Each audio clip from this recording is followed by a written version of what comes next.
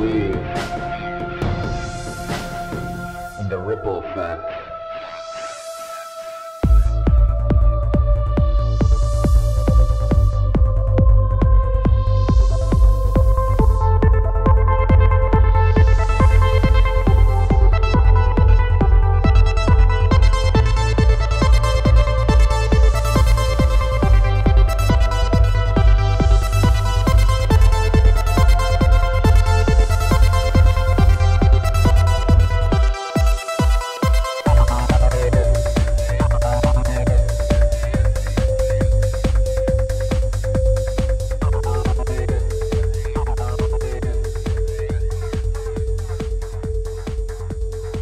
What's up? We're back from a little bit of a hiatus.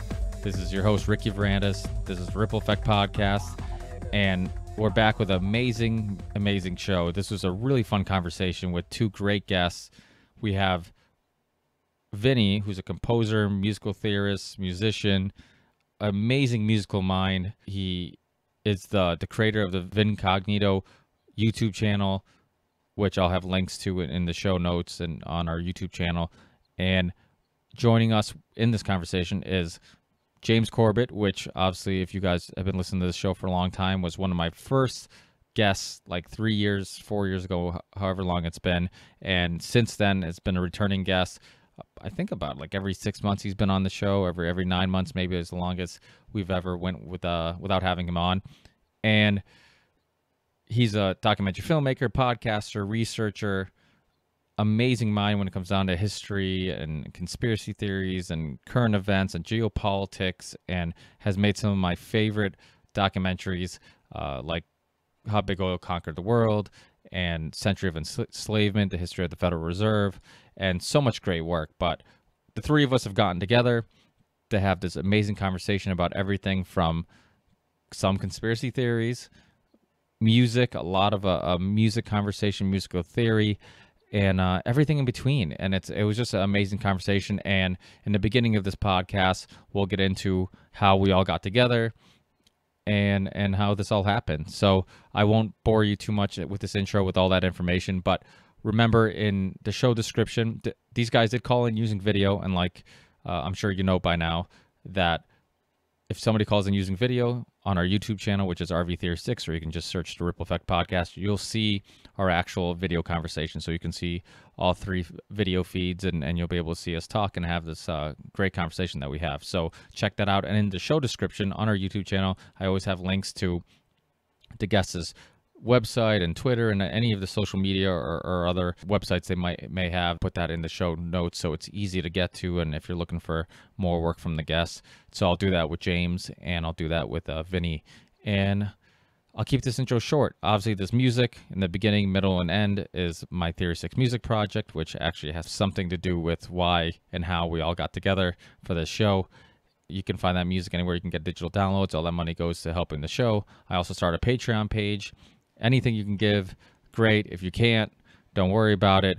I'm more than happy with people just sharing the show, word of mouth, tell your friends about it. If you enjoy this conversation or some past shows I've done, just share it on Twitter, Facebook, and do that with all the stuff you love. I truly believe, obviously I've said this a million times, so you're probably sick of hearing it, but I truly believe in the ripple effect, and I believe in us sharing different ideas and perspectives and great work that might change lives. And this podcast, James Corbett's work, his documentaries, his podcast, Vinnie Caggiano, his YouTube channel, his work. If you find any of this stuff interesting, share with your friends, and I think it goes a long way. You'll be very surprised the people that you reach just doing that. So, like I said, if you can support it with Patreon, great. If you can't, no biggie. James's show is listener supported, so support him too. All his stuff is open source, but obviously we want him to continue doing his great work. So any support you can give him is great. And also another thing, I've been thinking about starting another playlist on our YouTube channel with Ripple Effect Podcast short clips. A lot of like other podcasts like Joe Rogan and Mixed Mental Arts and all this stuff, they do these short clips where, for example, if James or Vinnie says something that's really interesting, some one little short clip of the conversation, maybe a 1 minute part of the conversation or a couple minutes of the conversation that is about one specific thing that seemed really interesting, then maybe creating a playlist where we just put those little clips and people can kind of just hear these small portions of these conversations, these small knowledge bombs or just thought-provoking ideas. And sometimes it's easier to spread those because if they're in a 1 or 2 or 3 minute clip, it's easier to kind of get that across and get somebody to watch it or listen to it. So if any of my listeners are interested in helping me out with this, if you guys want to cut out little snippets of a podcast, any of my past guests or something that I've said that has resonated with you and stuck with you that you think is interesting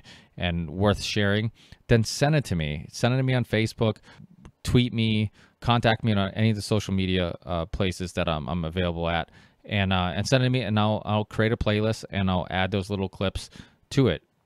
Just a little idea of one more method of trying to spread these ideas, because people do have short attention spans, and it seems like probably an easier method of getting some of these really interesting parts of the conversation out to a bigger audience. So with that said, thanks a lot, guys. Thanks for listening. As always, have a bunch of great guests that I'm working on to get on the show and schedule and all that stuff. So look out for a bunch of great shows coming up.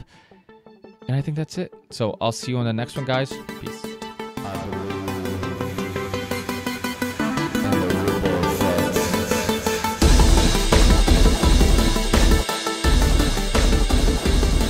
Good thing I could redirect. All right.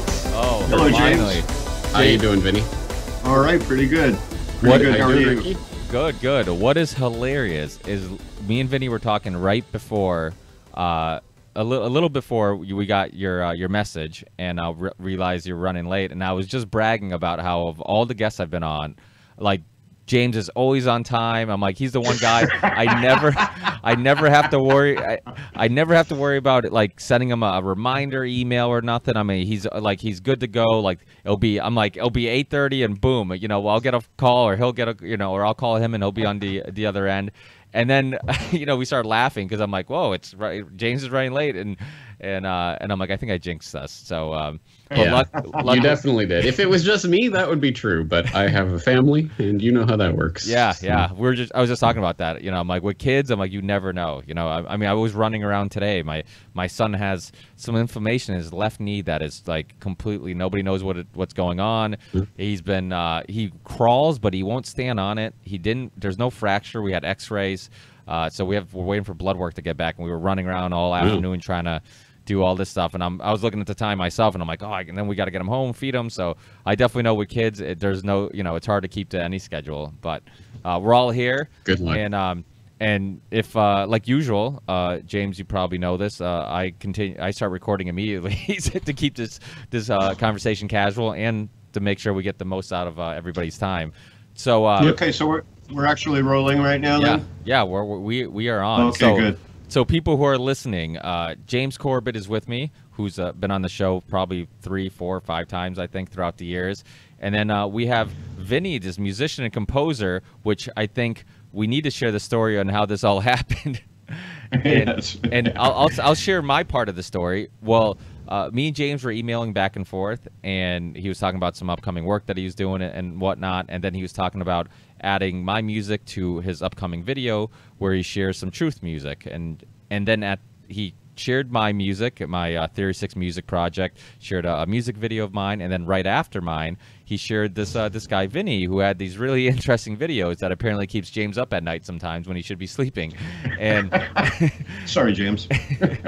and then, I watched, obviously I watched, the video, and I see Vinny talking, and he's just blowing my mind. And at heart, I started a podcast so quickly when I wanted to because I already had the equipment. I was a musician at heart. I wrote music and all this stuff. So this stuff was even more interesting than maybe the common Corbett listener because I was a musician and I had this music background. And he was just saying, he was going right over my head. Some of this stuff was like, the more confused I was, the more interested I was in his stuff because I'm like, what is it?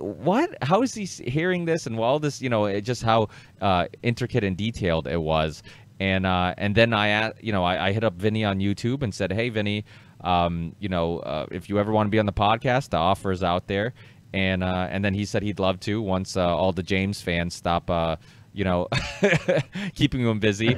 And then I figured, well, what better idea than have James come on the show with me? Because this all happened because of this little video. So thanks to the power of the internet and James's very wide variety of interests, we have this show today with the On the Ripple Effect podcast. So if you guys want to share your part and your side of the story. Well, let me just say, from my perspective, obviously, as the one who put that Vinnie video on my Summer Truth Music playlist video, I have been watching Vinnie for several months now, and I was telling my friends, you got to watch this guy. It's crazy. He breaks his stuff down in ways you'd never even thought of.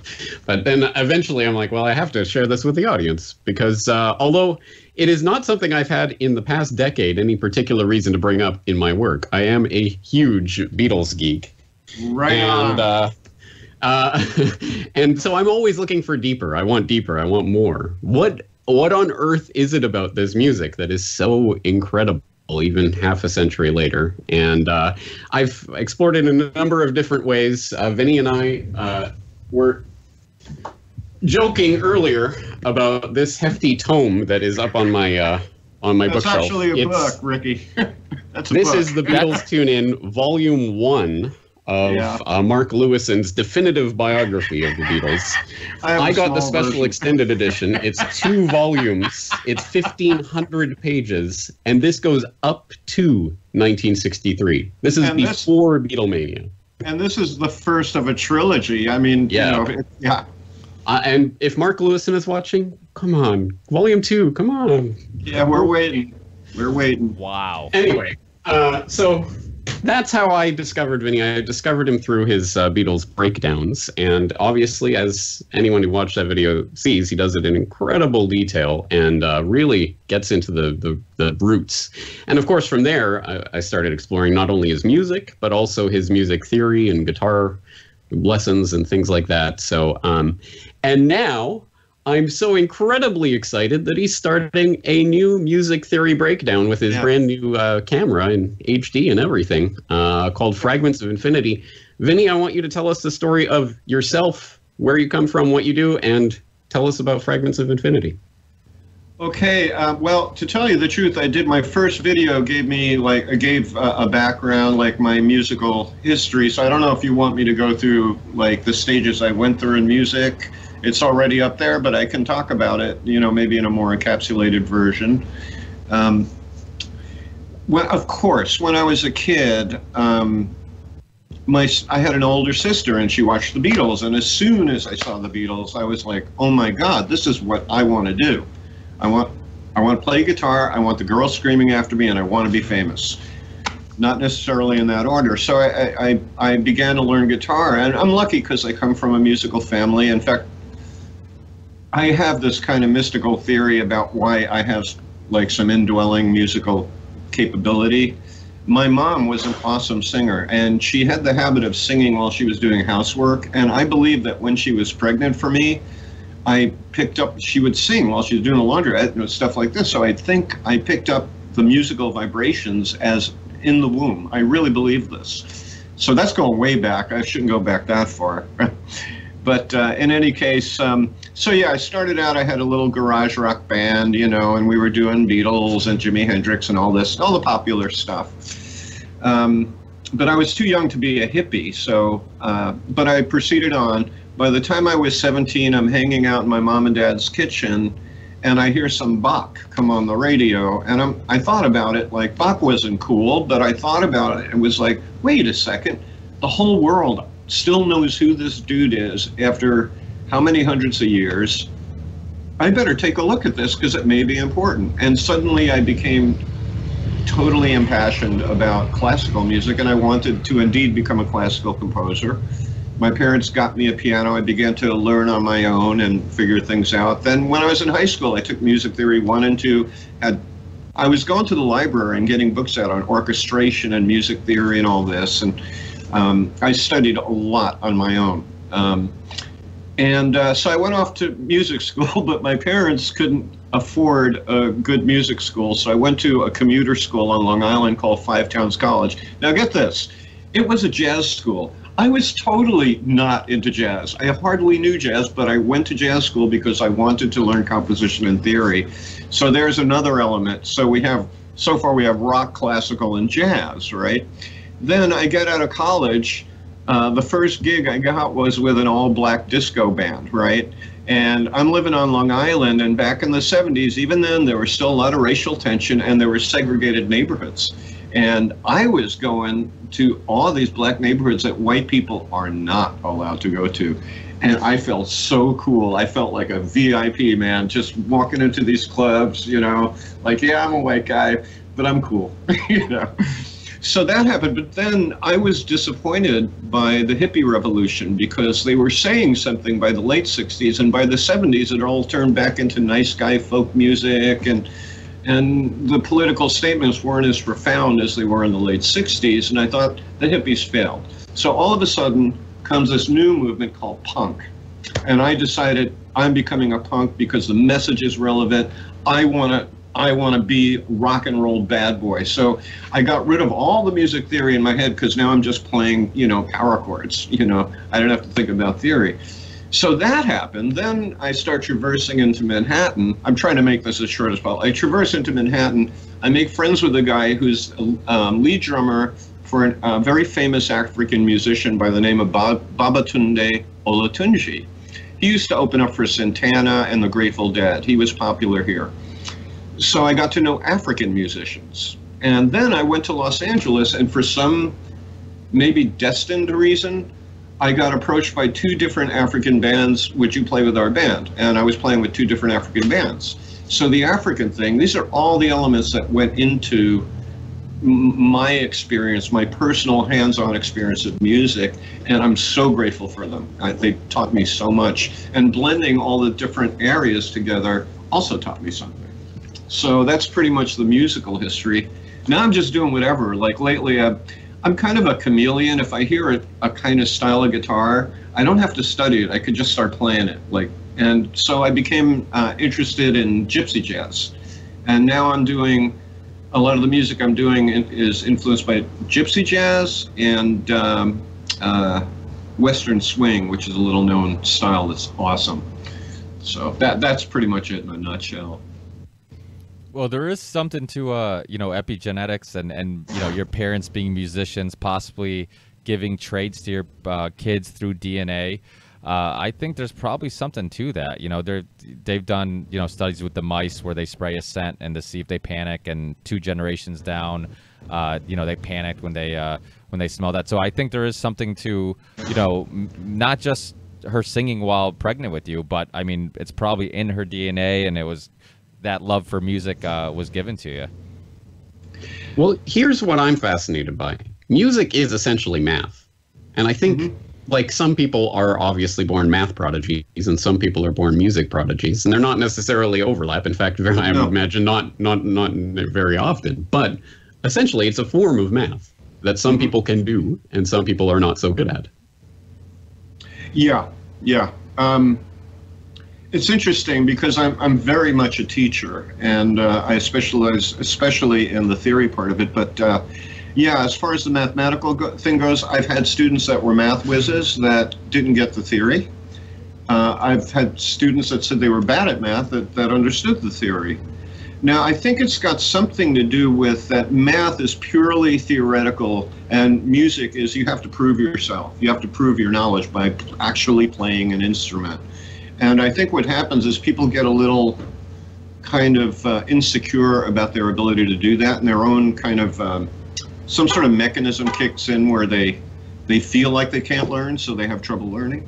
You know, I often joke I'm not just a guitar teacher, I'm a Zen master and a psychotherapist. You know, it's got to be that way. It's got to be that way because people are facing, when you learn to play an instrument, you are facing one thing, and that is you. And you have to get past yourself in order to learn. That's the way I see it. And I think it's similar. You know, you hear stories about people who go into psychology because they're trying to work out their own problems. I think musicians are kind of, you know, me and Vinny talked about this before we started recording about why we love music and why we got into it. I think a lot of times you learn to play music because you're trying to fix your own issues. You're trying to resolve something internally. You're trying to, or at least release it, finding a way to get it out. And the math thing is interesting, though, because I always had this idea that, you know, because I always sucked at math and wasn't a big fan of it. And it seemed like, you know, I had this theory, which maybe is incorrect, that, you know, people who are into math or more drawn to math are people who like more of there's a right answer, where people who are more artistic and stuff like the journey of maybe not having a right answer. And you know, they're more into paintings and poetry and things where it's more subjective than black and white like math. So the fact that you're, you know, that it possibly is similar, it seemed, you know, is kind of is interesting to me. Yeah, and you know, bear in mind, like, to understand the theory, you do need a kind of mathematical sense, but also if you use that model where the brain is in two halves and one's poetic and one's rational, blah, blah, blah. You use that analogy, well, you have to use both halves for one thing. And I'm sure you've seen the viral things that went around Facebook about how they did MRIs on musicians' brains when they're improvising and the whole damn brain lights up. I believe that. I believe that to be true. You have to use everything when you play. And it's a wonderful thing. It's like when you truly are doing it, there is no thought. You can't hear your own thoughts because you're so inside of what you're doing. It's a beautiful experience. And I think all musicians, that's what they're looking for, that sweet spot, that moment where you're, you know, in the flow. Now, you're both Beatles fans. Do you guys like the same? Is there specific, because, I mean, it seems like, you know, James was asking the question, what is it about the Beatles that I love them so much? What is it about them that moves me or makes me feel something or whatnot? But are the same songs moving you guys? Are you guys into the same era of Beatles, same albums? Let's find out. We talked about this a little bit when we were testing our Skype connection last week. And yeah, it seems like we're on the same page. Vinny was pointing out that younger people today who get into the Beatles generally are getting into Revolver, Sgt. Pepper's after, you know, the psychedelic period and afterwards, and failed to appreciate that the early boy band pop stuff was actually musically interesting as well. I can relate to that because I grew up with my parents listening to the Beatles because they were born in England in the 40s, so they, you know, it was right in their sweet spot. So of course, my dad used to joke that he married my mom for her Beatles collection. But so yeah, we had the whole Parlophone, you know, the original record releases. So Wow. That's the way I grew up. I heard that as background music for my entire childhood, but that's what my parents listened to. Like, how uncool is that, right? So I never actually really got into listening to them until high school, which is when the Beatles anthology came out, and I saw it on TV. I was actually just taping it for my parents because I knew they'd want to see it. But it was back in the days where if you're taping something, you can't watch anything else. So I was like, I'll watch it. And I started to become interested in the story. I mean, it's a fascinating story, even if you don't like the music at all. I mean, just the story of it is incredible. And I started to get into the music that way, started listening to the albums and realized, oh, you know, this isn't just square music for my parents. Oh, this is actually interesting music. And so that, and of course at that time, you know, it was Revolver and Sgt. Pepper's and these crazy albums that got my attention. But over the years, I've realized, no, they were brilliant from the beginning. The stuff they were doing, even Please Please Me level stuff, was incredible for the time and for what it was. So I see that now, but it did take me many years to get into that. Whereas Vinny, I assume, was there, you know, as it was happening, so has a completely different understanding of it. Yeah, I was there as it was happening. I saw the first Ed Sullivan broadcast. It was amazing. I mean, I remember my sister and her two friends crowded around the TV, and they were screaming like all the other girls screamed. They were screaming at the TV set. It was amazing to watch this, you know. And I don't know. I have a theory. All right, this is a really crazy theory, but since we're kind of into conspiracy theory, let's throw another one out there. Okay, so you have this band that has all around the entire planet, these women who are sending out vibrations of love, right, toward this band. And the band, in return, sends out vibrations of love. That was their main cause was love. Ringo, to this day, still says that. So I have a theory that, you ever hear the phrase, love is in the air? Well, perhaps all of these women who love the Beatles so much put love in the air. And that's why, we had our Summer of Love in '67. Yeah, it's just a thought. Well, who's putting the hate in the air these days, then?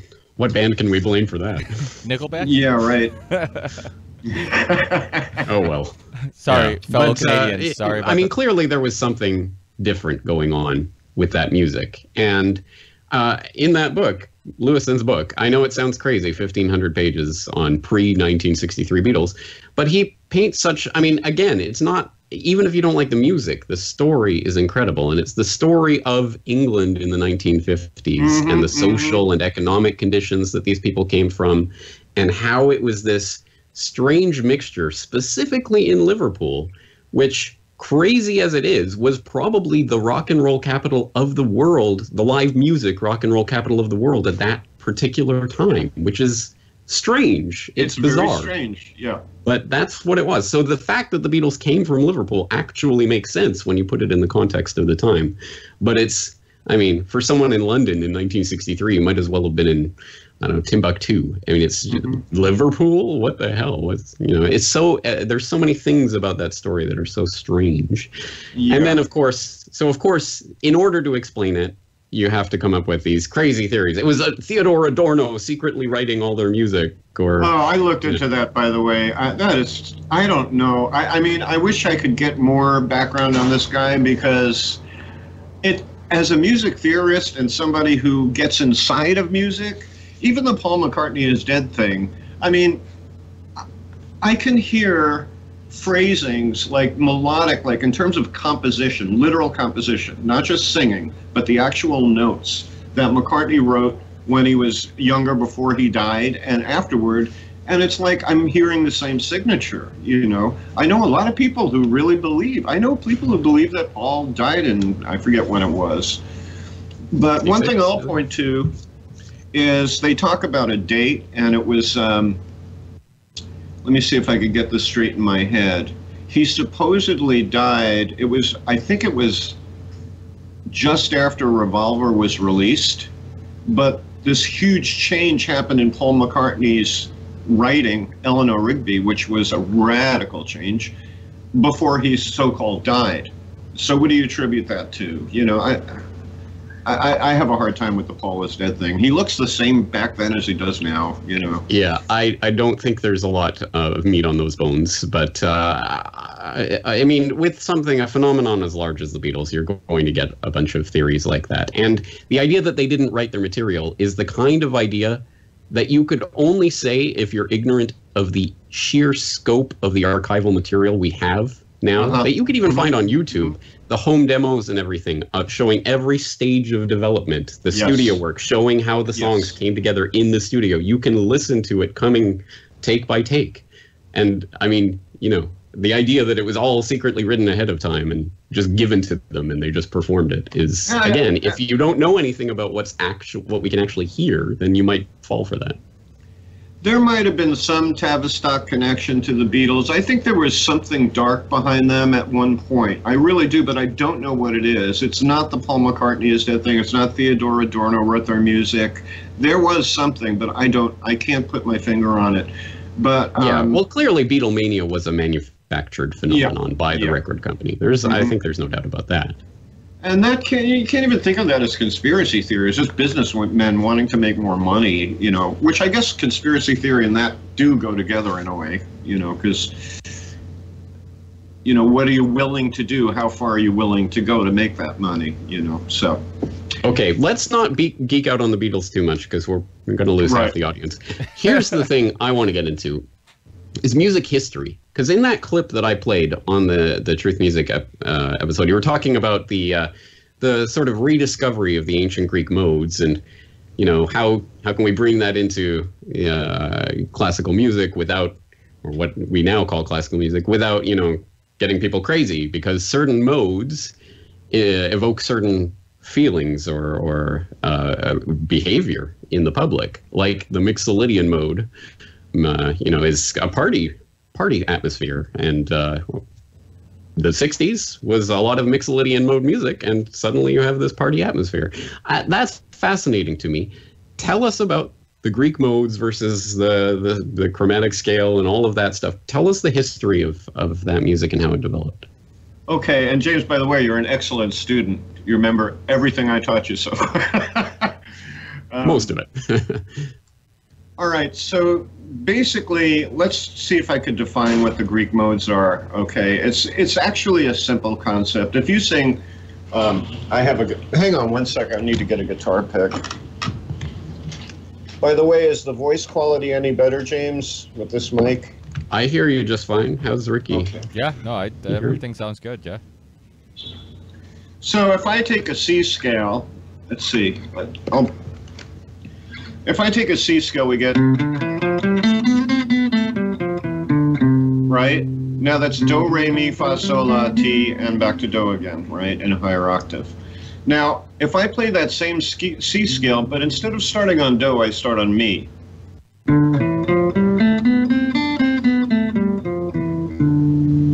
Notice the different quality, more minor.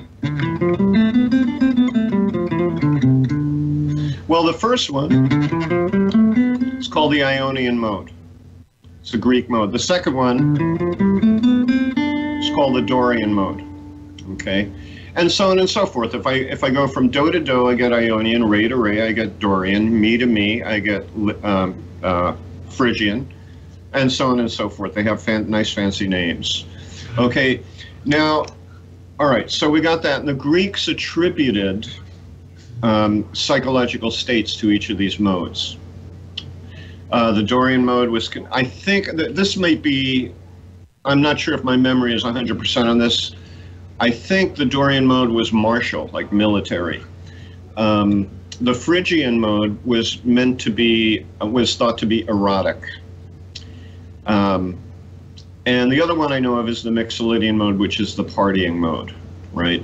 So we have 7 of these. You could start on do, you could start on re, you could start on mi, blah, blah, blah. Well, play blah, us blah. Mixolydian then. Let's hear it. It's not going to sound like a party. Wait, let me just...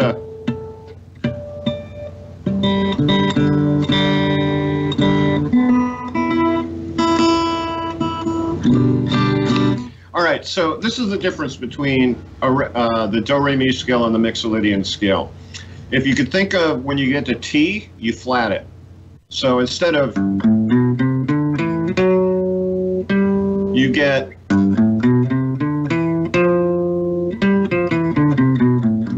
all right, now you might be thinking, well, I'm really not ready to party just because of that, right?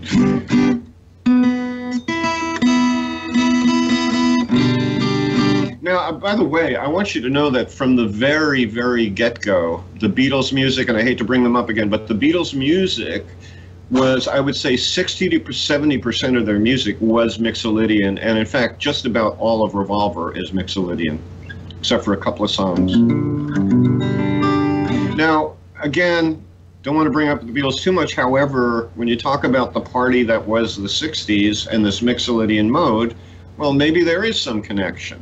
All right, so now you guys have a pretty good idea of the modes, right? Fair, pretty good? Yeah. All right, now there's a factor that wasn't developed till around the time of Bach in a city called Jena. Now here's the problem. If I do this key and I tune my instrument to solely that key, like let's say it's a flute or a horn or something, if I play this key, it will sound totally out of tune. All right, this is prior to what we call temperament. Okay, the temperament, there's a great book by Howard Goodall called Big Bangs, 5 Discoveries That Changed Music Forever. I want to write them and tell them there's a 6th one that's just as important as temperament, which is blues. But that aside. Oh, where was I going? So, temperament, let's just say that in the early Greek days, you could not combine 2 keys together or use notes from other keys. It's just that simple. They couldn't touch each other, the different keys, okay? So what they created, and by the way, the chromatic scale is just the genetic pool of the Western system. In other words, it's the 12 notes of our system. There are 12 notes in our system, 7 of those make a scale. The chromatic scale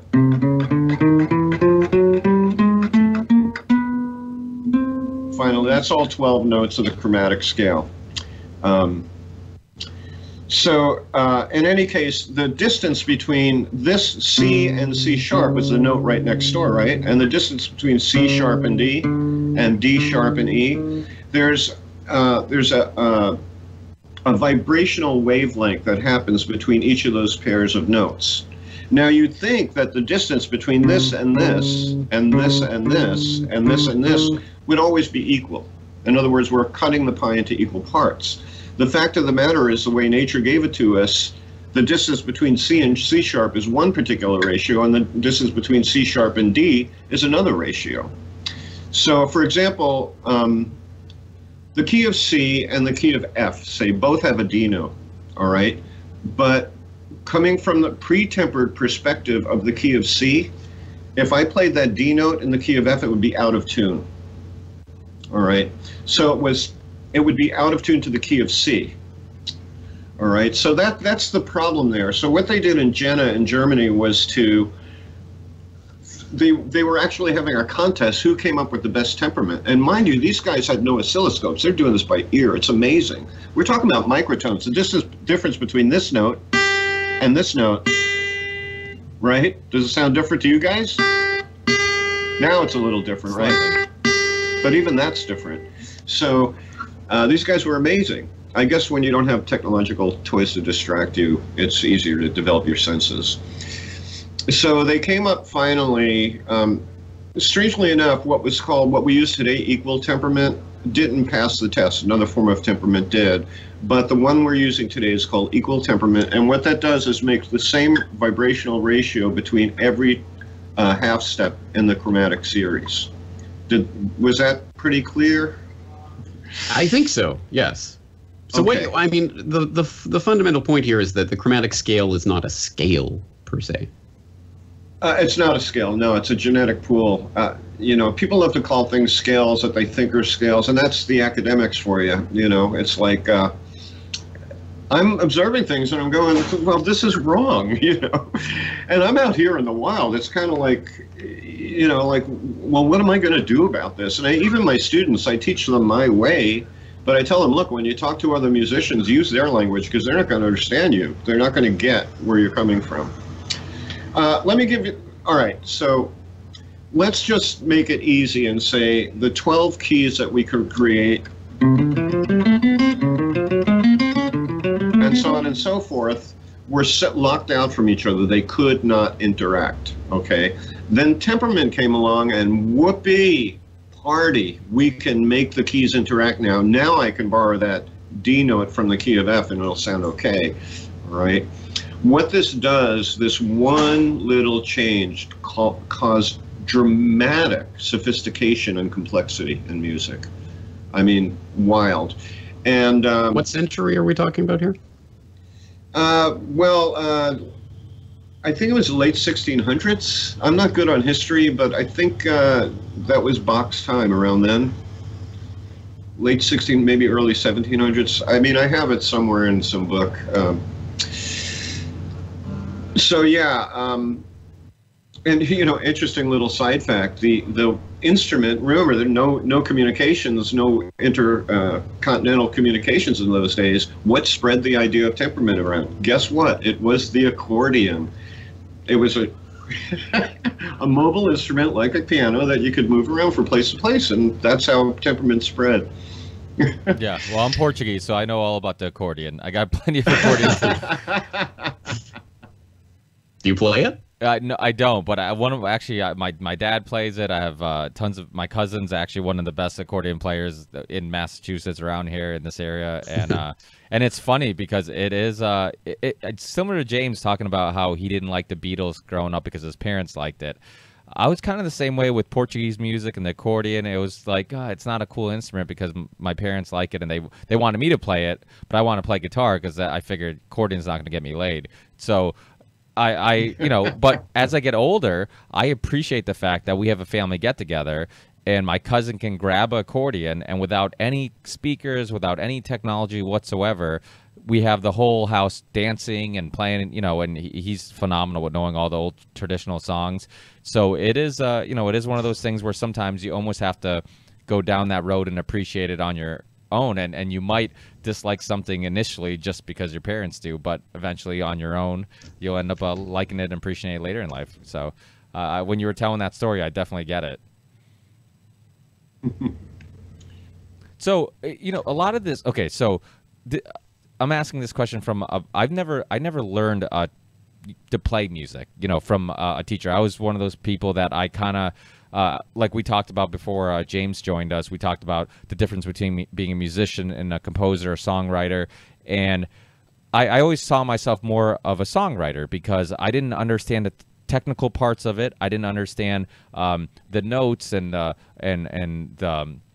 scales and all that stuff. But I was very good at just listening and knowing what sounded good and what didn't sound good. But it seems like people who teach themselves, and a lot of great musicians, and I'm sure plenty of musicians that we all love, were never taught these theories and these scales and these.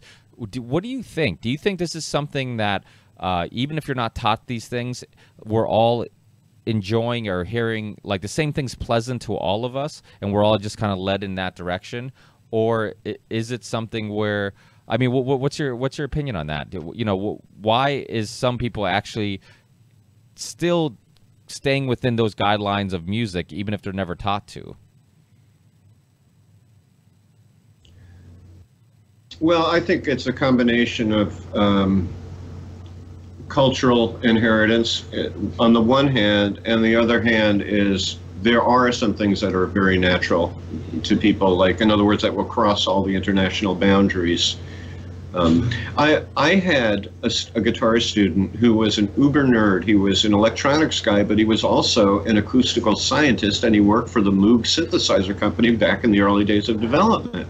And I felt guilty taking his money because after the lesson was over, he would proceed to talk to me about the acoustical science. And just for example, he explained to me how the MIT guys picture like a tube, right? Like a column right in front of you. And if you stick your head inside that space, you'll hear music, but if you stick your head out, you can't hear anything. MIT developed a way to project music into one contained area. So he explained to me how that works. For the life of me, I wish I could remember because it was just amazing.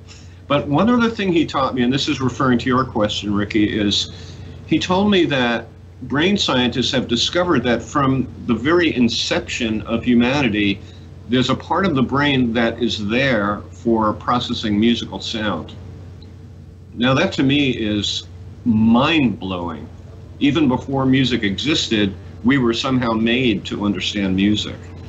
So in that regard, I do believe that we have certain proclivities. If you guys get a chance, go on to TED Talks and check out, who was the guy that sang, Don't Worry, Be Bobby Happy. McFerrin, yeah, where he does the jumping on the stage. Right, that is brilliant, and it corroborated something. Before I saw that, it corroborated my idea that the most universal scale is the pentatonic scale. Every culture has it. Yep. Every culture has it. Maybe we should explain it for people who haven't seen that video. Well, what he did was he started teaching his audience to sing the pentatonic scale, and he gave them the first note. And then he goes, okay, here's the next note. What he would do is every time he hit one of these notes, he'd jump to a different spot on the stage. So and then he gave them da, and then he jumped again and da, then he went back, da, da, and he got the audience trained to those three. Then he went up to the fourth note, da, da, da, da, and taught them that, and then he asked them to fill in the last note, da, da, da, da, da, da, da, da, da. And they actually sang the note. They filled in the blank. Yeah, you have to see the video to see how incredible it was. Because at the end, he wasn't teaching them what this note was. He would just jump to that part of the stage, and the entire audience, hundreds of people, knew that note, just because that is so inbuilt in the human brain, I guess. It's incredible. An interesting side note, as we were talking about temperament, was that an interesting side note is the Chinese discovered temperament at the same time that the Europeans did.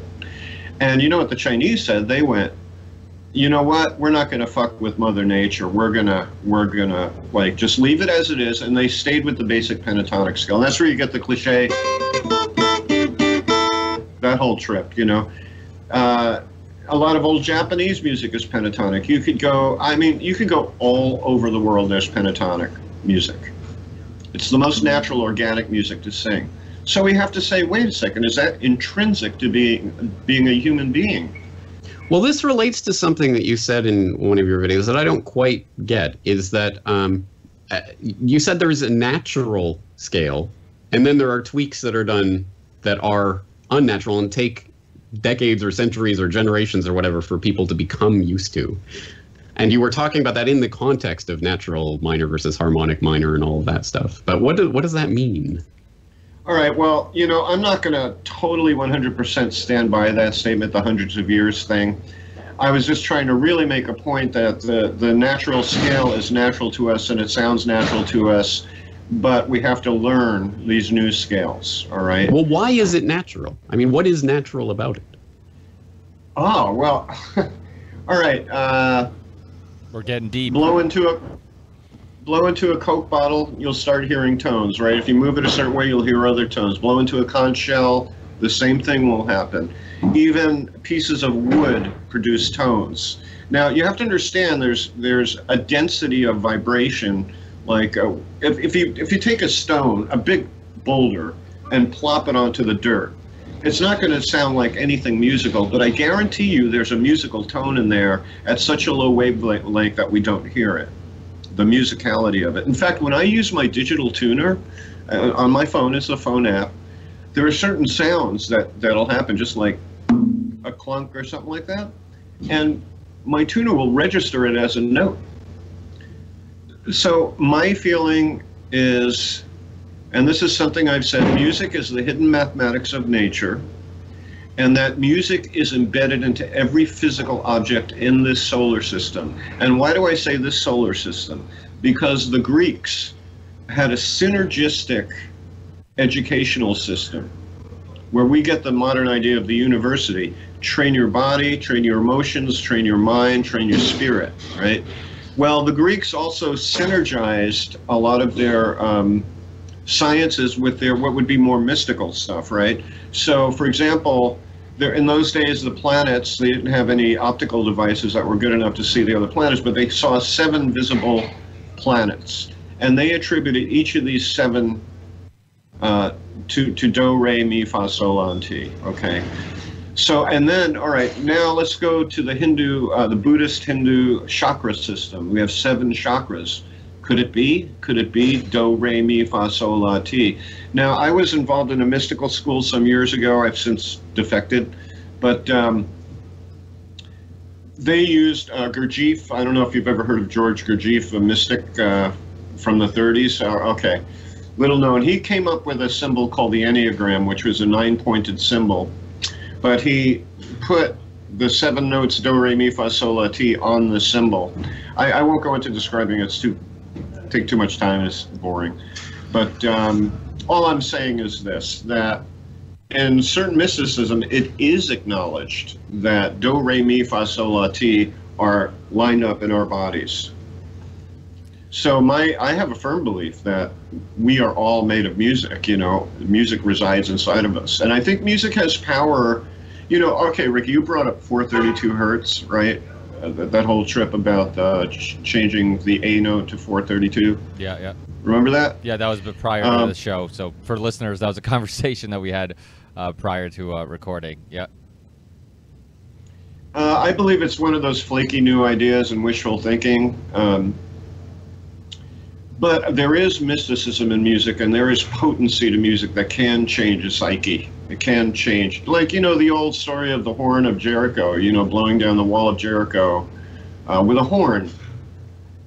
Sometimes I think that's suggesting something, that there is a power to the properties of music. For a while I was speculating that the Egyptians built the pyramid through sonic technology. Yeah, well, if we take it absolutely literally, I mean, there are sonic weapons today. So, yes there is. I mean, it really does exist. Well, and God knows what those evil bastards are doing with that stuff. The thing about good point. Okay, wait. Yeah, so let's back up a second. I know this is a bit scattershot, but I want to get back to the idea of where the chromatic scale as we know it came from, because the point that you make, so you're doing this new video series that let's tell people about, Fragments of Infinity, where you're going through what academics get wrong about music theory, which is fascinating. But one of the points you make is that essentially, I mean, you think of the sound two-dimensionally represented as a circle, and the 12 notes of the chromatic scale are points on that circle. Are those points arbitrary, or is there some reason that those points are there? They're absolutely based on natural law. All right, there's a story of Pythagoras. It's kind of an urban legend story about him, but he was walking past a blacksmith shop, and they were clanging on metal, and he liked the sound of what he heard. So the story goes that he took a metal bar and clanged it, and then he thought, what happens if I cut this bar in half? And what happened was the bar, when it was before he cut it, made this sound, and when he cut it, it made this sound.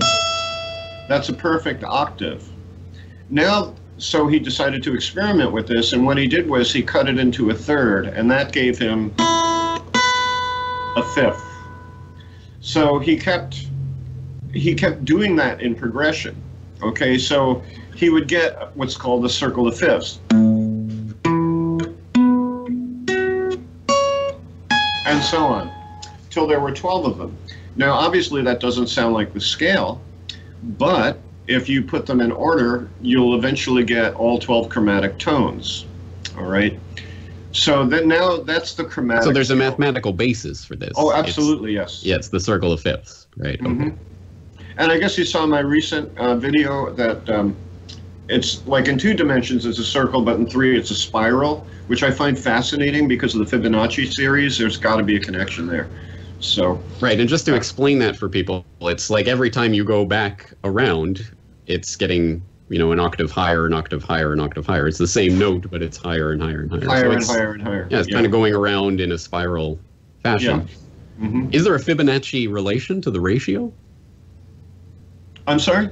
Is there a Fibonacci relation to the ratio of that spiral? The chromatic scale? I tell you what, I was a math nerd in high school. I got 100 on my trigonometry regents. I was a nerd, but I can't tell you what a cosine or a tangent is today. I have no idea. I can't use the Pythagorean theorem. So as far as the mathematics go, I have to confess ignorance. I don't know that much about the mathematics of it, so I don't know if there's a direct correlation. But I'd love for somebody to come up and research that, like one of those guys. I'm friends with Rex Weiler, who's one of the founders of Greenpeace. And he turns out he's an not acoustical science, but he's a music theory nerd 1,000 times beyond me. I mean, he has a book on temperament that he gave me, and I read that, and a lot of it went over my head. So as far as the mathematics go, a lot of what I say, even historical stuff, isn't 100% true. The point is true, not necessarily the story that leads up to it. However, we can say that, yes, Pythagoras did indeed find the chromatic scale through scientific measurement. There's no question about that, and through mathematics. Okay. So then we could say it's a natural phenomenon. All right, let's get this to what people are probably actually interested in hearing if they're in my audience, which is the idea that the music industry promotes or uses certain musical ideas to create certain reactions or behaviors in the public. Not necessarily that artists themselves are consciously doing this, but that certain musical ideas are promoted and made popular in order to create certain reactions in the public. The idea that the 60s, again, it might not have been the Beatles were, being written by Adorno, but they were being pushed by business interests. Mm-hmm. Not necessarily 100% for monetary reasons, although I'm sure that was a large reason, but maybe because they wanted, Summer of Love, whatever. They wanted to promote some sort of hippie movement or something. Right. What's your take on this from what you've seen of the industry and what you know of the history of this? I mean, A, is it possible? And B, what does that look like? And how is that affecting music in our own time? Well, I don't think the evil ones are that smart, honestly. If they were smarter, they'd have a little zen, but they're control freaks, so I don't give them much credit at all. As far as, when back in the 90s, when you heard like these, guys driving around in cars and they're blasting hip hop, and you heard that very specific bass drum. It had a very, very specific sound, and it always bothered me. It upset my whole nervous system to hear it. And I'm thinking to myself, what does this do to a person? They're driving around for 4 hours with that sound constantly pounding them. I think they do get desensitized, but I think that particular sound was purposely engineered. I think there are certain tones and sounds that they engineer, but I don't think they're smart enough to completely go about controlling society. What they can do is foist their shitty taste on people, which they're doing now. There is not, like, pop music has gone down the tubes. America has lost the blues completely. It's driving me mad. Blues is everything to American music, I got a student, he's an EDM composer. I'm like, dude, bring the blues back. It's not going to sound corny. Just modernize it, I'm getting off on a tangent here. So what's the essence of your question here, James? I guess the question is, can society be directed by musical trends? And then is that feasible? Is that happening? I think when you're bringing this up, gangster rap in the 90s, there's been a lot of speculation, a lot of people who have talked about that being pushed into the public. I mean, this was around the same time that, the 3 strikes and you're out rule and during the Clinton administration and all this stuff. And obviously the money in the prison, industrial prison complex, it just made sense. You make being a gangster, doing time was a fashionable, sexy thing. Like, oh, he did some time. Automatically made you this hard ass. This made you, So there could in that aspect of it. And there's a lot of people, a lot of rappers and stuff like that who have talked about how it seemed like very much it was pushed by the music industry. Now, it can be argued, like we all know, if somebody breaks through, and every once in a while, I remember I grew up when Slipknot came out, and I remember being in high school, and I don't know if you guys are familiar with Slipknot, but I remember Slipknot. Yeah. They scared the hell out of me. Yeah, 9 members, 3 percussion or 1 drummer, 2 percussionists, keyboardist, DJ, all this stuff, and they were completely different than anything that was there. Similar to Nirvana in the early '90s, where they got killed the '80s era, and so it makes you wonder if a artist, if a gangster rapper got popular, broke through because he was so different, because people got so sick of the same, this one artist broke through, then it was just as simple as, okay, copycats. This guy's making money. Let's sign everybody who sounds like him, just like in the 80s where, the hair metal was making money. Let's sign every hair metal band that exists. Not too long ago, the metalcore scene, you had a lot of the Christian metal bands in the metalcore scene, and a lot of bands were calling themselves Christian metal because they wanted to be a part of that scene, and it was selling, and just saying you were a Christian metal band was getting you signed. And because record labels felt like, hey, this is what is selling right now, let's sign everybody who sounds like this. And usually the artists that are truly original, truly different, are the ones who stick around, and a lot of these other bands fade. I'm a fan of like Devil Wears Prada and Under Oath. These bands that really during the metalcore scene were ones that's kind of stuck out. And you get bands like in the '80s like Iron Maiden who are still coming out with good albums and good songs today. So it makes you wonder: was it a conscious decision to push this particular type of music, or like Vinnie mentioned, is it just as simple as people trying to make money and saying, hey, this one artist broke through, let's so it was a convenient thing, or was it purposely created? And that's a hard question to. But I think in that, at least in that one example, I think there. And some people make the argument that the hippie era, you know, the all the drugs and all this stuff was purposely trying to dumb people down. And you know, when I think it actually did the opposite. I think a lot of times it made them kind of see through the propaganda, because all the shrooms and mushrooms and all the stuff they were doing made them look at things from different perspectives, and maybe it did the opposite. But again, you know, I've had Dennis McKenna on my show, and you know, there's a lot of conspiracy theories around Terrence, you know, and he was CIA, blah blah blah. Yeah, I've heard that. Yeah, so it makes you wonder, because you can kind of see both arguments. I see the idea that Terrence was pushing this because they were trying to dumb people down, but I also see the other perspective, that it's like this whole anti-war movement probably was because they couldn't fall for it because of the the different perspectives they were seeing things. So what's your opinion on all that, Vinny? Yeah, I actually, you brought up a number of subjects that I'd love to talk about. First of all, I have a friend in Sweden. Actually, I have two friends in Sweden that are both mystics, and I believe both of these guys are enlightened. I really, truly believe that. One I'm very close contact with. He's kind of guiding me spiritually. And he's very aware of conspiracy theory. I don't know if you guys are aware of the Godlike Productions website, but he's a regular goer there. If you really want to have some fun, go there. It is a nut house. But in any case, I asked him, I said to him, you know, the feeling, let me give you my full picture of this, what I think is going on.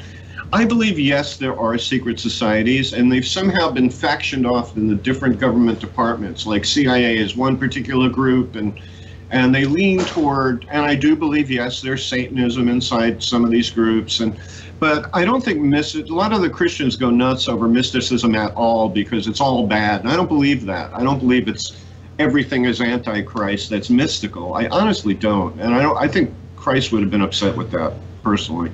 But in any case, what I see are there's different groups and different factions. So let's go back to the 60s, all right? I think back in the 60s, the good guys, the good side of these groups, had a little bit more power back then. And in fact, I think in the earlier days of America, they had more power than the bad guys. And the bad guys now obviously have taken over completely, or virtually completely. But I remember saying to this friend of mine, I said, I believe that they don't make events happen. I believe that they watch a trend, and as soon as they watch the trend, they steer it. There's a martial art principle. I studied Xingyi back in New York, and there was a martial art principle where when you make contact with someone, you feel where their energy is going, and you go with where their energy is going, and then when you do go there, you can control it. All right? And I think they're using that principle. They sense a trend, and then they steer it. So I thought, when the Beatles happened, yeah, there were business guys probably getting the girls to scream and all that. But in the later Beatles period, I think there was something funny going on there. Somebody was trying to steer something. And I think that's the way it always goes, you know. Another point that you brought up was, oh, you know what? All right, let me tell an inside story. I have a buddy he's a director, and he makes rock videos, and he's the sweetest guy in the world. He just produced a movie called Ghost House, a horror film. In any case, he did this rock video for Sean Lennon, John's son. And I watched the video, and there were like Illuminati symbols, the eye in the triangle. He put really fast New World Order running across the bottom, and I said, Rich, so man, you're in the secret societies, you know, like you're one of the bad evil guys that are controlling the world? And he started laughing. He goes, no, it's just so popular now that I thought I'd have some fun with it. I think that's what's happening with a lot of famous people, is they're having fun with this stuff. They are a different society altogether. These celebrities, you know, the big Jim Carrey thing that's going around the internet now, these guys are all nuts, Jim Carrey included. These people are insane because they're cut off from real life. They're so spoiled and so I think they see us as this, literally as a group of sheep. I think they really do. And they feel like, well, let's play this joke on them, or let's mess with them this way. So I think that's going on. But I think some definite, seriously evil plans are also have begun and being instituted, you know. So that's my vision of it. I think the secret societies are real. I think there's good guys and bad guys. A friend of mine, the guy that I told you about in Sweden, said to me, he goes, you know, he separated them like there's the alchemists, the Satanists, and what he calls the kahunas, is joking. But he says the kahunas, the real big boys, they stay out of it. All politics, they stay out of it. They sit and watch, and they let it happen. He's also said to me that the alchemists are wise and they know what the Satanists are doing, but they don't know that the Satanists are actually serving a positive purpose for them to get to accomplish their aim. And their aim is to create, like, relatively speaking, paradise on earth. I mean, that's what they're hoping for. I was incorporated into a website. Somebody invited me to this website that they call themselves the real Illuminati, and that was their thing. They want to create paradise on earth. So go figure. I mean, it's such a convoluted mess. Who the fuck really knows, you know? Who knows, indeed. I think I know what video you're talking about. Ghost of a Saber-Tooth Tiger Animals, probably. Right? That Sean London thing, because yeah. I actually think Sean is a brilliant songwriter, which most people would just dismiss him out of hand because he's the son of John Lennon. We all know why he's in the industry. Actually, if you listen to his songs, he's got some brilliant songs, but yeah, he's always employing this, you know, Illuminati symbolism and stuff in the videos, and it's just, you know, kind of retch-inducing. yeah, absolutely. Yeah, no, yeah, interesting. I definitely, I agree with you. I think, I mean, music, it can control cultures, fads. It can control what kids are buying, what they're consuming. Like, it has, I think there's so much into, because especially kids. I mean, kids are so easily tricked, you know, because I mean, when we're growing up, we're trying to figure out who we are. We're trying to figure out what music we like. I mean, I remember going through tons of different stages. So if you can push that certain things on to people, and maybe certain, I mean, look at the rave culture, you know, same thing. I know a lot of people who didn't even like the music, but they went to it because that's what was in. So they experimented with ecstasy because they were there, and they, you know, and even though I do like electronic music, I do like trance and stuff like that. I think there's something to it.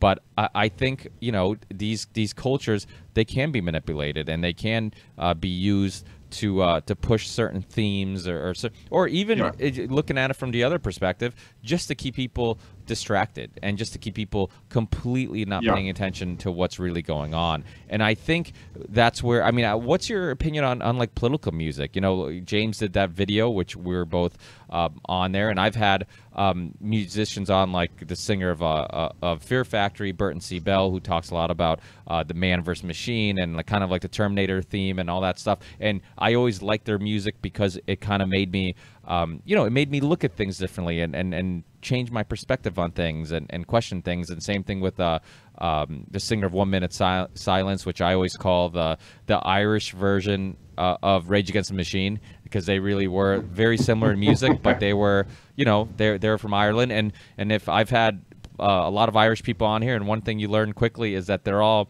very politically aware, and not all, but I think most are very politically aware.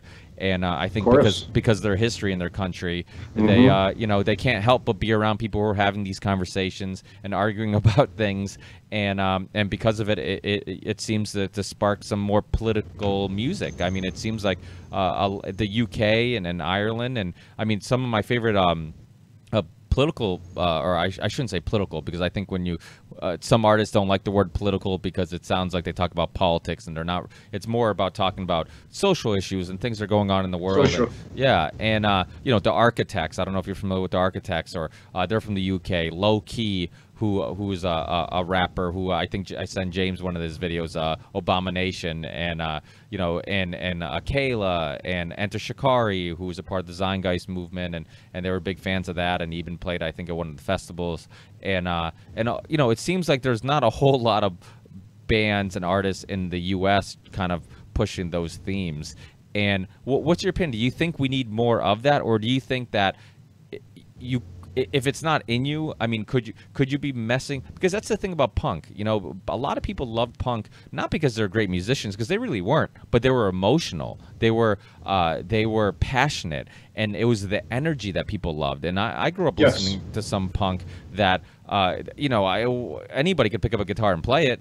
But it was the fact that you loved the message, you loved that it was the feeling of the song that captured you. And you know, I'm a big fan of like As Lay Dying and certain bands that really just have parts in a song, you know, and everybody. And that's the other. That was another question I was going to ask you. Well, probably like 40 minutes ago that I never got a chance to ask. But what is it that causes somebody like James or yourself to love the Beatles, and somebody else to hate the Beatles, or somebody to love country and somebody else to hate country, or me to be moved by, you know, more heavy metal and metalcore and electronic music, and then somebody else to hate it? And I listen to industrial music too, and industrial is one of those things. There's a lot of subgenres that I'm like, this is not music. Like, it just sounds, and you know, all the you know, the old industrial stuff where it was just like, which I at least respected, because I'm like, we should be asking, what the fuck is music? And who am I to say that only a guitar can make music, or only this traditional instrument?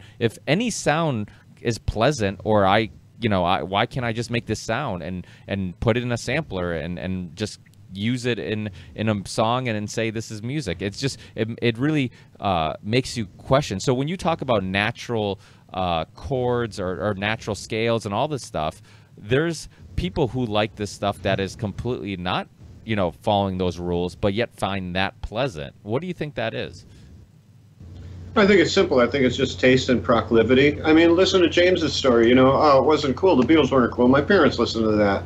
But then later on, his taste changed in that area. It's just a matter of, you know, do you like this or don't? And you know, those things change over time. What I'd rather address, though, is the whole thing about social issue music, which was a big thing in the 60s. One thing I want to comment about in the 60s was, I think the powers that be made a huge mistake, even the evil guys. I have a buddy, I was very lucky at one period in my life to meet some extraordinary people. And I have a buddy who's living in Portland now. His name is Steve Schneider. Brilliant, one of the most brilliant men I ever met. And he was an acid tripper. Like, he's older than me. He's still taking acid whenever he wants to. Well, I took some last summer. You know. But in any case, he said to me one time, he goes, you know, I was there in San Francisco when the CIA was handing out the acid. And I believe the CIA did hand out the acid. But what they didn't know, because they were dense, is that acid expands your mind. It doesn't just fuck you up. It expands your mind. It has you see things you never saw before. And that's why all the hippies were questioning, hey, wait a second, why do we have to do this? There's this world here. It gave them a truly existential vantage point. So they realized they made a mistake. At some point in the 70s or late 60s, they start introducing heroin into the mix and cocaine. The drugs that bring you down from that spiritual high. Well, they got John Lennon that way too. So there you go. Well, that makes sense. And I think it did affect his music quite obviously. Similar to what they're going. Oh, sorry. I was gonna just say to just real quick, just on your point. It's 9/11. What better time than now to bring this up? Similar to your point, where almost giving this drug out ended up having a backlash, or it didn't have the effect that they thought it was going to have. Like we know about 9/11, there was, you know, obviously whatever your theory is on it, the government covered something up that ended up having a backlash, because James Corbett and I, and maybe even you, a lot of people, it had a backlash because it caused us to completely question everything. And you know, they had one purpose, and it caused this whole other ripple Yeah, let's just kind of put that in there, ripple effect, and caused this whole other ripple that maybe they didn't see, and it caused this whole. I mean, so many people that I've talked to talk about how 9/11 or their first 9/11 documentary or the events of 9/11, how they didn't make sense, how that created, for lack of a better term, their beginning of their awakening. And so I think similar to you said giving out the acid, I think it's a similar thing where they did it for this purpose, but then, you know, maybe it backfired. Yeah, you know what they're doing. I mean, this image just came to me, but there's a balloon, right? And they want to control things, but they don't want to pop the balloon because that's the end of the world, right? So they squeeze the balloon and they go, look, we've made a smaller balloon over here, but what they're not noticing is it gets fat on the other side. It gets big on the other side. And this is their lack of Zen, their lack of flowing with the Tao. This is where they're always going to lose. They're always going to screw up. And deep inside, I'll tell you what, if you're an evil person, there's one little shred, one little inkling of goodness in there that's saying, you know what, this is wrong. And I think they want to be wrong. And eventually they will prove themselves wrong. I really, truly believe this. I couldn't agree more with your idea that they just take a trend, a natural and spontaneous trend, and find a way to divert it. And that's the easiest way to do it. You don't have to generate some sort of new trend and make people like it. No, you find what people like and then you exploit that. And I think that's the way so many different things, musically and otherwise, work. But I am about to turn into a pumpkin. I have to head off to another interview here, so I'm going to have to hang up. I don't know if you guys want to keep going. Well, let's. Are you guys interested in doing a part 2? Because I feel me and James. Yeah. And actually, for part 2, you've got your axes in the background. Vinny has one, obviously, and I brought my own instrument here. So.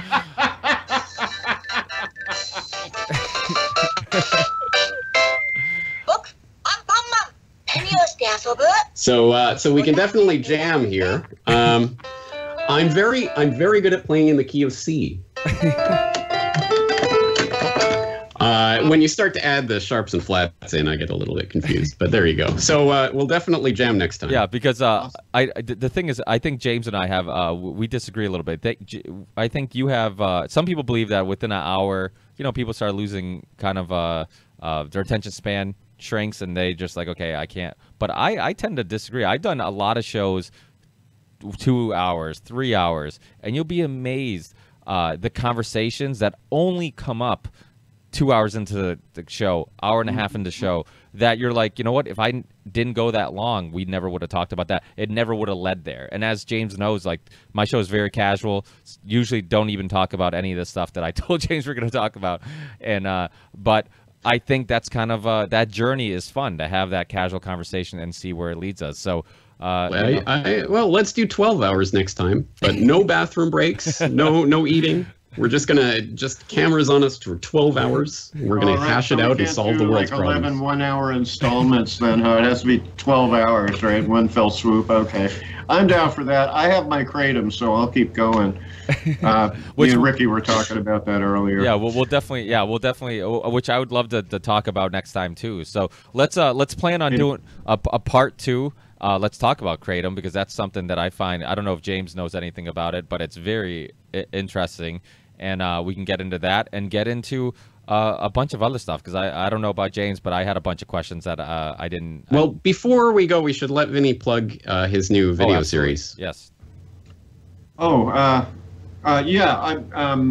It's all right. My new video series at my YouTube channel, which is YouTube/Vinnie Caggiano, like incognito, but with a V in front for peace. And basically, since James changed my world one day by featuring me in a video, I thought, well, you know, I got all these new subscribers, so I thought, okay, let me give something to these new subscribers, because they were looking at the music theory stuff. So I had written a book over the past year that's not quite finished. It's called Fragments of Infinity. And I'm following the course of my book, the lines of my book, and maybe once a week I'll be throwing out a new video. And that you could go to youtube.com/Vincognito and look at the playlist called Fragments of Infinity. But your last, I actually thought Cognito was your last name when No. because James said, "Oh, this is a video by Vinnie Caggiano," and then I'm like, and then when I found out it wasn't, I'm like, yes, James messed up both of our last names. Yeah. Well, Ricky Veranda and Vinnie Cognito. It's great talking to you guys. But it could be your stage name. I need a stage name. yeah, I mean Jimmy Corbett. I don't know. Well, Corbett. Okay, there you go. But just for the record, my last name is Caggiano. Caggiano, an Italian Caggiano. name. Yeah. 100%. Yeah, well, that's once I saw. I didn't know that. I don't know. Did I actually call you Cognito in the video? You did. Anyway. May have. Right. People do. People on the internet do at least. Yeah. Well, I would have because I saw it as his YouTube name, and I'm like, that's probably his last name. I'm like, that's a cool last name. And then I saw him on Facebook. I'm like, wait, those are two different names. And then I was actually yeah.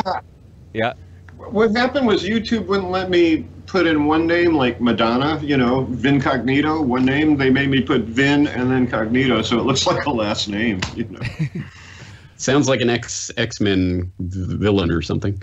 Ooh, cool. I always wanted to be one of those. Well, all right, I really got to get going. Yeah, same here because James. my wife turns into an MMA fighter when I'm late, so and she's Italian, so Vinny knows all about the Italian girls, so Ooh, look out. But yeah, so let's do a part 2, guys. Thank you so much for this. Let's stay in contact like we have been, and I got so much to talk about. But I know this is Vinny's first podcast, I believe, right? So hopefully we got some of those jitters out, and the next one we'll expand on all these things and more because I think we barely scratched the surface. Awesome. Thanks, guys. All right, let's do it. Thanks, guys. Keep in touch, and we'll I'll obviously send you all the links once it's up.